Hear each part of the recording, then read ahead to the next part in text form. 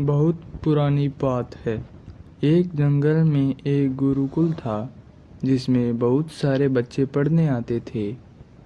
एक बार की बात है कि गुरुजी सभी विद्यार्थियों को पढ़ा रहे थे, मगर एक विद्यार्थी ऐसा था जिसे बार बार समझाने पर भी समझ में नहीं आ रहा था। गुरुजी को बहुत तेज गुस्सा आया और उन्होंने उस विद्यार्थी से कहा, ज़रा अपनी हथेली तो दिखाओ बेटा। विद्यार्थी ने हथेली गुरुजी के आगे कर दी।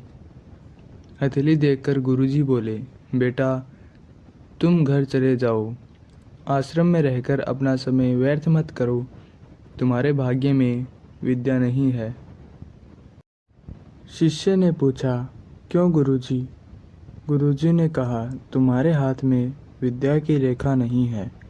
गुरुजी ने एक होशियार विद्यार्थी की हथेली उसे दिखाते हुए कहा, यह देखो, यह है विद्या की रेखा।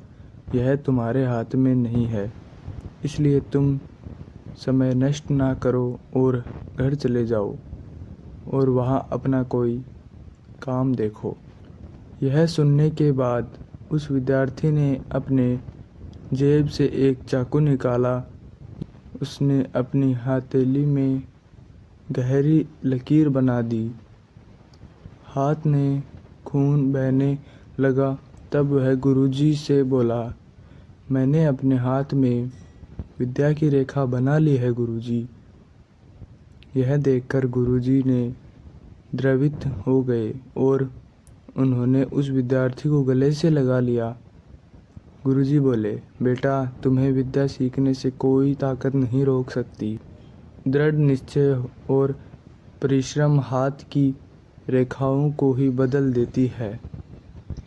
दोस्तों, वह विद्यार्थी आगे चलकर महर्षि के नाम से प्रसिद्ध हुए, जिसने विश्व प्रसिद्ध व्याकरण अष्टाध्यायी की रचना की है।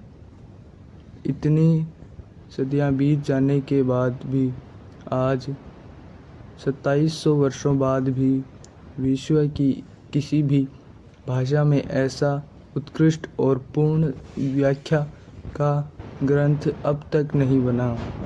तो दोस्तों, इस कहानी की शिक्षा यह है कि लोग चाहे जो भी बोलें, हम हर एक को गलत साबित करते हुए अपनी लगन और कठिन परिश्रम के बाद दम पर जो चाहे वो सब कुछ हासिल कर सकते हैं।